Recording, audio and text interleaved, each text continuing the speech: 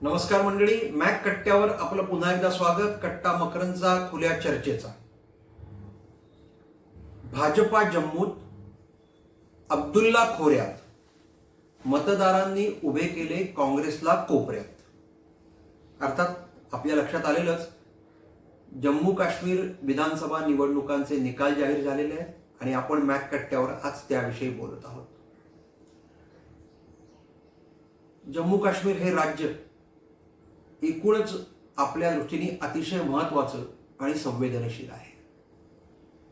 संवेदनशील ह्याकरता की ज्यावेळी स्वातंत्र्य मिळवलं त्यावेळी जेव्हा संस्थानांच्या विलिनीकरणाचे विषय सुरू झाले होते त्यावेळी तत्कालीन गृहमंत्री पोलादी पुरुष सरदार वल्लभभाई पटेल यांनी जम्मू काश्मीर वगळता सर्व संस्थानांच्या विलिनीकरणाचे प्रश्न अतिशय पद्धतशीरपणे थेटपणे सोडवले होते.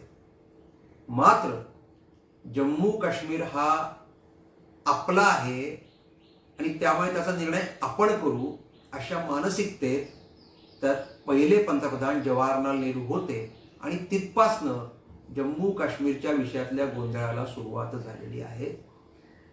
ती 370 कलम हटवल्यानंतर काही प्रमाणात त्याला कीड बसलेली आहे आणि म्हणून ज्यावेळी विधानसभेच्या निवडणुकीत जम्मू काश्मीरमध्ये होतात त्यावेळी संपूर्ण देशाचं लक्ष हे त्या राज्याकडे असतं. ह्याचं कारण फाळणी झाली, ठरवून फाळणी केली गेली आणि त्या फाळणीच्या दिवसापासून स्वतंत्र झालेल्या पाकिस्तानने जम्मू काश्मीर परिसरात म्हणजे लडाखमध्ये अशा सगळ्या परिसरात आपल्या कारवाया सुरू करून हा प्रदेश अस्वस्थ ठेवला. आणि दुर्दैवाने आज ओमार अब्दुल्ला जे आता मुख्यमंत्री होतील असं चित्र आहे, त्यांचे आजोबा शेख अब्दुल्ला यांच्याशी असलेल्या दोस्तीच्या पलीकडच्या अतिशय जिव्हाळ्याच्या संबंधांमुळे जवाहरलाल नेहरू यांनी त्या विषयात पुरेसे लक्ष दिलेलं नाही.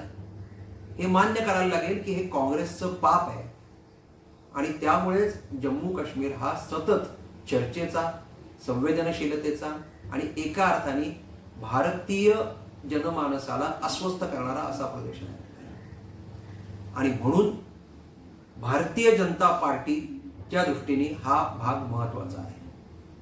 कारण एक देश में दो निशान, दो विधान, दो प्रधान नहीं चलेंगे अशी घोषणा देत तत्कालीन जनसंघाने म्हणजे आजच्या भाजपाने आणि जनसंघाच्या संस्थापक अध्यक्ष म्हणजे डॉक्टर श्यामाप्रसाद मुखर्जी यांनी जम्मू काश्मीरमध्ये जाऊन सत्याग्रह केला होता.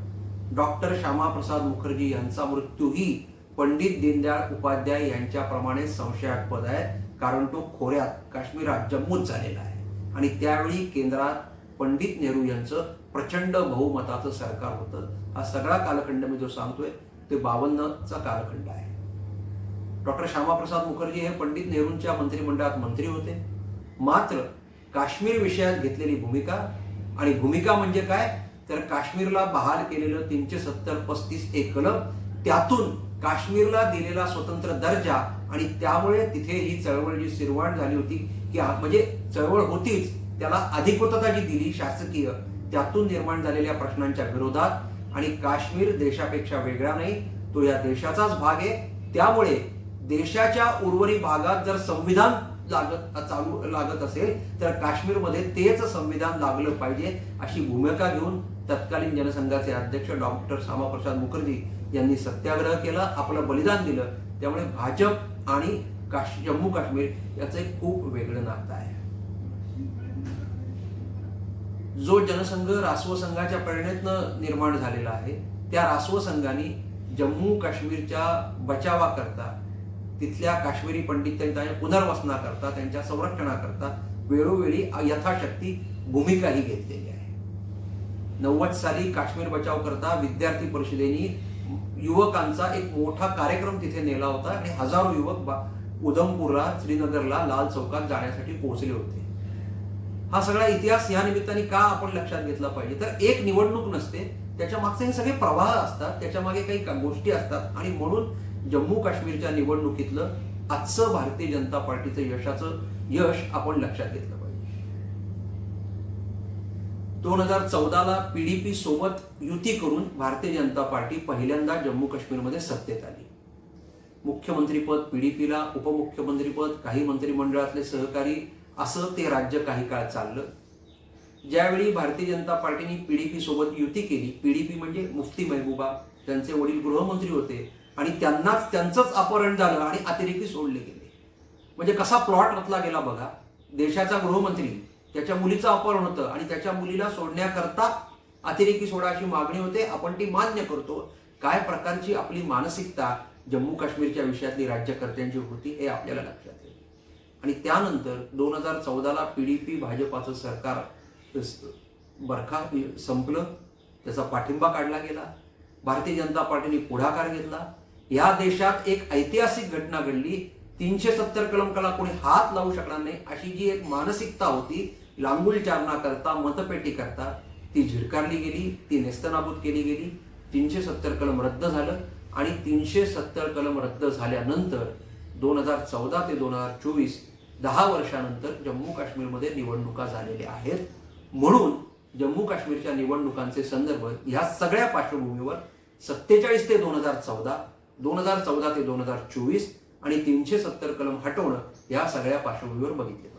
आपण आकडेवारीकडे येऊच या. पण ह्या सगळ्या आत्ता झालेल्या निवडणुकीत खोऱ्यामध्ये नॅशनल कॉन्फरन्स निवडून आलेली आहे आणि जम्मूत भारतीय जनता पार्टी निवडून आली. म्हणजेच खोऱ्यातला जो मतदार आहे, ज्याची वर्षानुवर्षाची एक मानसिकता जाणीवपूर्वक तयार केली, तुम्ही वेगळे आहात, जम्मू काश्मीर हे स्वतंत्र म्हणजे राज्य नसून एक राष्ट्रच आहे, अशा प्रकारची मानसिकता जी सातत्याने तयार केली, ती पिढी अजूनही असल्यामुळे खोऱ्यात भाजप विरोधकांना यश मिळालेलं आहे. म्हणून 370 कलम रद्द झाल्यानंतर जम्मू काश्मीर परिसरात होणारा जो बदल आणि त्या बदलाचे फायदे ह्याचं मतदान होण्याकरता अजून एक निवडणूक जावी लागेल.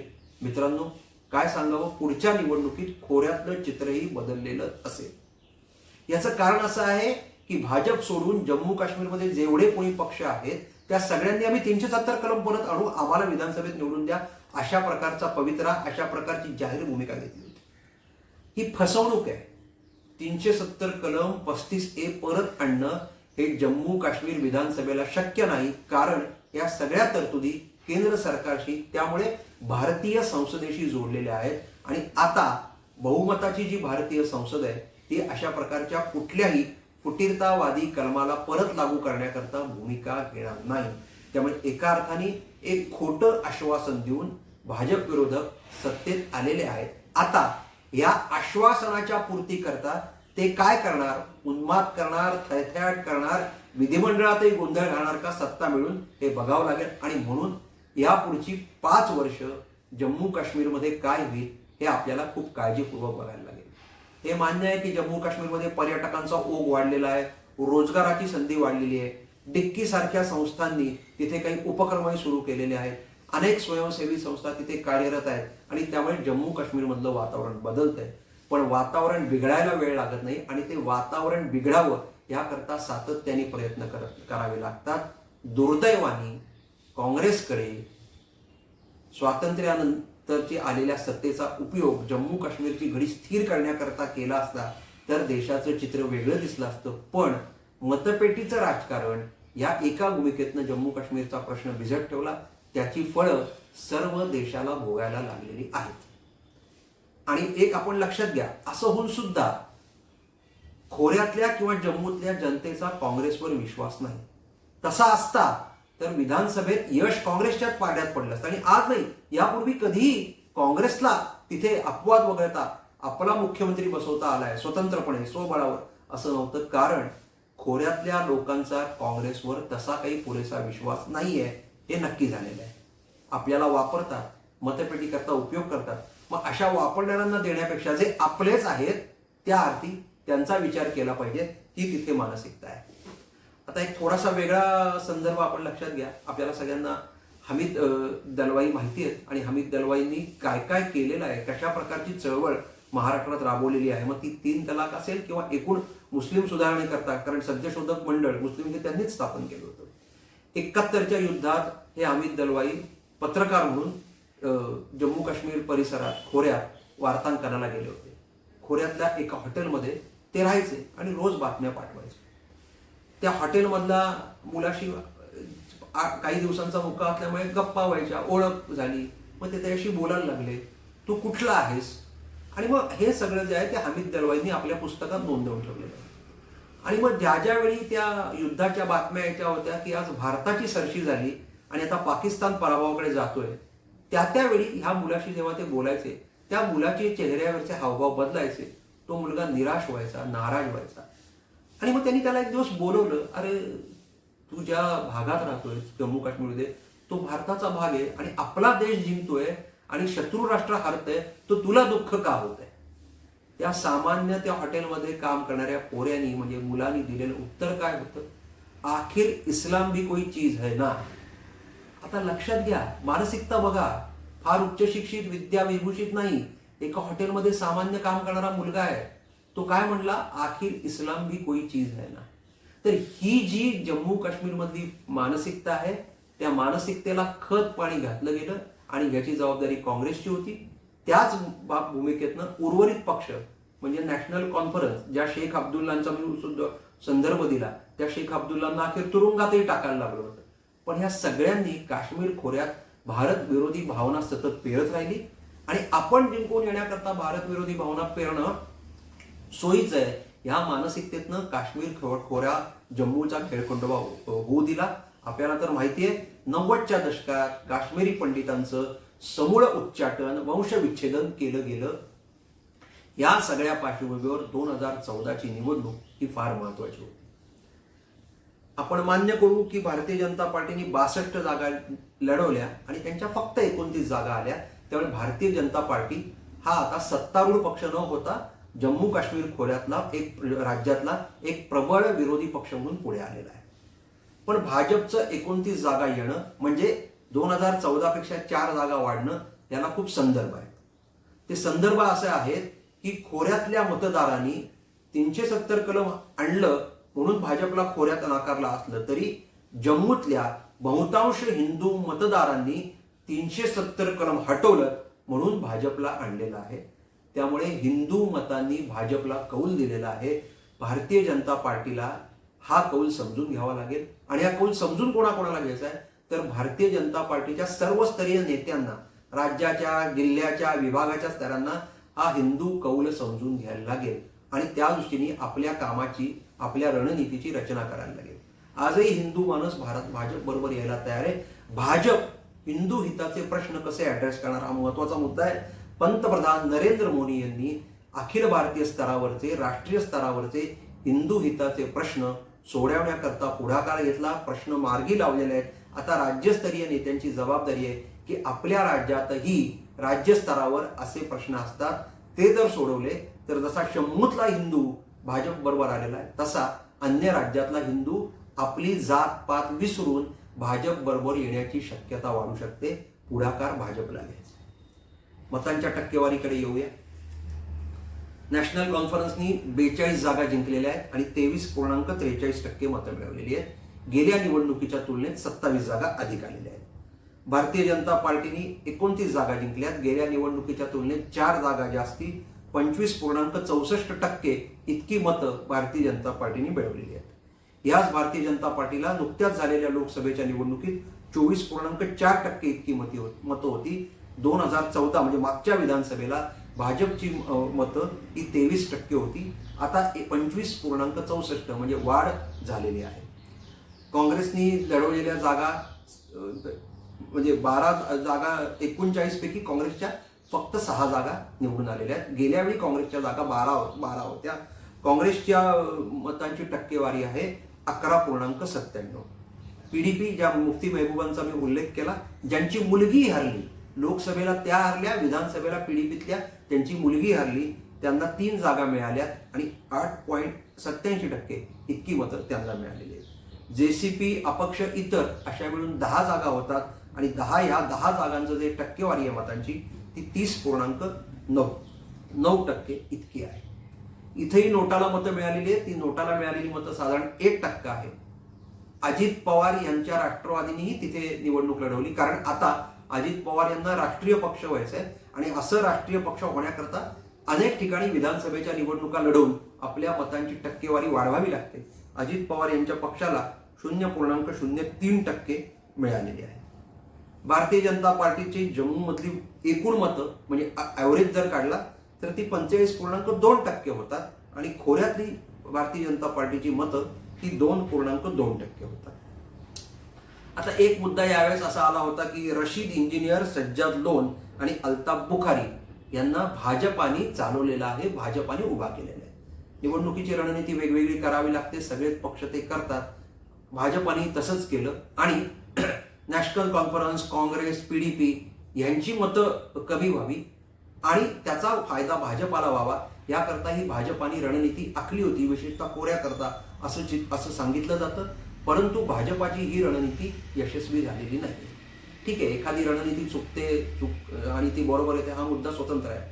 परंतु आपला मुद्दा कुठे आहे की 29 आमदारांचं संख्या आता विधिमंडळात असल्यामुळे नॅशनल कॉन्फरन्स, PDP, काँग्रेस यांच्या युतीला सत्ता येऊन सुद्धा मनमानी निर्णय घेता येणार नाही आणि असे निर्णय घेता येणार नसल्यामुळे जम्मू काश्मीरमधल्या जनतेच्या हिताचे आणि ते सगळे राज्याचा विचार करताना राष्ट्रीय विचारांची सुसंगत राहतील असं काही प्रमाणात चित्र या निमित्ताने उभं राहू शकतं.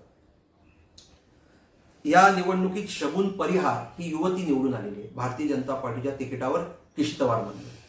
आता या शगुन परिहारचं काय सगळं आहे म्हणजे तिचे काका आणि वडील, स्वतःच्या वडिलांना आणि काकांना तिने दहशतवादी हल्ल्यात गमावलेलं आहे. 2018 साली त्यांच्यावर गोळीबार झालेला आहे. का तर ते हिंदू हिताचं म्हणजे संघ आणि भाजपाचं काम करत होते म्हणून त्या दोघांची गोळ्या घालून हत्या करण्यात आलेली. म्हणजे बघा, काश्मीर पंडितांचं हत्याचं जे सत्र आहे ते चालूच होतं. 2018ला ही घटना घडली होती आणि मात्र त्या युवतीने आपल्या वडिलांच्या आणि काकांच्या मृत्यूचं किंवा त्यांच्या बलिदानाचं जे बदला घेतलेला आहे तो हिंसक मार्गाने न घेता मतदान प्रक्रियेतनं, लोकशाहीतनं घेतलेला आहे आणि आज ती निवडून येलेली आहे. त्यामुळे शगुन परिहारचं निवडून येणं हा एका अर्थाने दहशतवादाला दिलेला एक चपराक आहे हे आपण लक्षात घेतलं. आणि म्हणून मी सुरुवातीला असं म्हटलं की डॉक्टर श्यामाप्रसाद मुखर्जी ते आताचा जम्मू काश्मीरमधला भाजप या सगळ्याचं जर सूत्र आपण लक्षात घेतलं तर भारतीय जनता पार्टीची जबाबदारी खूप वाढलेली आहे. आगामी काळात जम्मू काश्मीरमध्ये विकासाचे खूप प्रकल्प येतील, अनेक विषय पुढे येतील, चर्चा होतील. लडाख केंद्रशासित झालेला असल्यामुळे त्याचे विकासाचे मार्ग आता वेगळे होतील.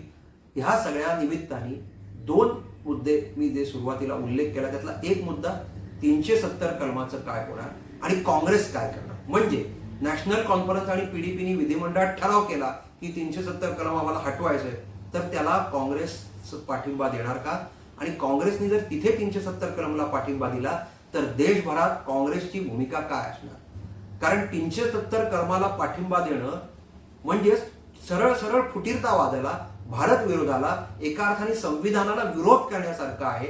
आणि आम्ही संविधानाचे रक्षण करते आहोत अशी काँग्रेस जी लोकसभेत संविधानाची पुस्तकं मिरवत होती ती 370 बाबत जम्मू काश्मीरमध्ये काय भूमिका घेणार हे पाहावं लागेल. आणखीन एक मुद्दा POKचा आहेच.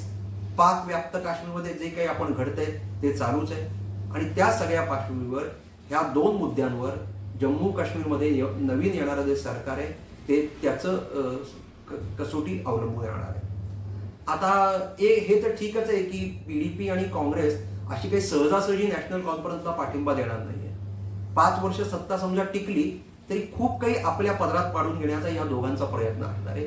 नॅशनल कॉन्फरन्स या दोघांच्या दबावाला बळी पडणार म्हणजे काय करणार हेही बघावं लागेल. मंडळी, विधानसभाची निवडणूक झालेली आहे, विविध पक्ष निवडून आलेले आहेत, सरकार येणार आहे. आपल्या सगळ्यांची इच्छा काय आहे? सरकार कोणाचं आहे पण ते स्थिर सरकार असलं पाहिजे. राज्याचा विचार करताना, राज्याचा विकास करताना देश प्रथम ही भूमिका ठेवणारं असलं पाहिजे. भारतीय जनता पार्टी 2014 साली केंद्रात सत्तेत आल्यानंतर अद्याप कुठलंही राज्य बरखास्त केलेलं नाही. महाराष्ट्रासारख्या ठिकाणी जी महायुती घडली ती ते 2 पक्ष फुटल्यामुळे घडलेली आहे. तो राजकीय रणनीतीचा भाग होता पण भारतीय जनता पार्टीने सरकार बरखास्त केलेलं नाही. त्यामुळं भारतीय जनता पार्टी जम्मू काश्मीरमधलं सरकार बरखास्त करेल का, अशा चर्चेत आत्तापासून जाण्यात काही मुद्दा नाहीये. पण राष्ट्र सुरक्षा हा फार महत्वाचा विषय. सीमा जम्मू काश्मीरची कुठे लागलेली आहे आणि सीमेपलीकडचा देश काय करतोय याबाबत आपल्याला लक्षात घ्यावं लागेल.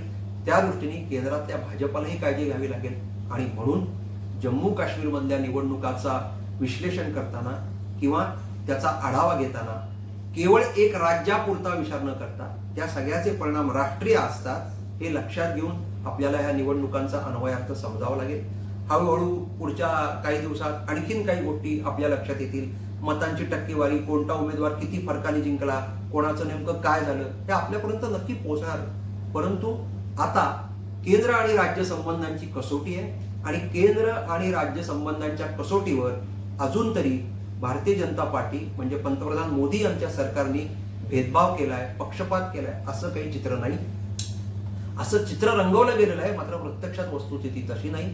त्यामुळे जम्मू काश्मीरमध्ये येणाऱ्या नव्या सरकारची तेवढीच जबाबदारी आहे. प्रगल्भता दाखवली पाहिजे, निवडणुकीनंतर राजकारण थांबवलं पाहिजे आणि मतदारांचा विकास केला पाहिजे. जम्मूच्याही विकासात लक्ष घातलं पाहिजे. जम्मूच्या मतदारांनी नॅशनल कॉन्फरन्सला काही फार मोठं यश दिलं नाही म्हणून त्यांच्याकडे दुर्लक्ष न करून फक्त खोऱ्यावर लक्ष केंद्रित करणं हे परवडणार नाही. सगळ्यांचा इतिहास विकास जम्मू काश्मीरमधल्या नव्या राजवट्यांनी करावा आणि एक नवी विकासाची पहाट जम्मू काश्मीरमध्ये आणावी. त्याचा उपयोग एकूणच भारताच्या सशक्तीकरणाकरता होणार आहे. मंडळी, मॅक कट्ट्यावर आज इतकंच. कट्टा मकरंदचा खुल्या चर्चेचा शेअर करा, लाईक करा, सबस्क्राईब करा. धन्यवाद.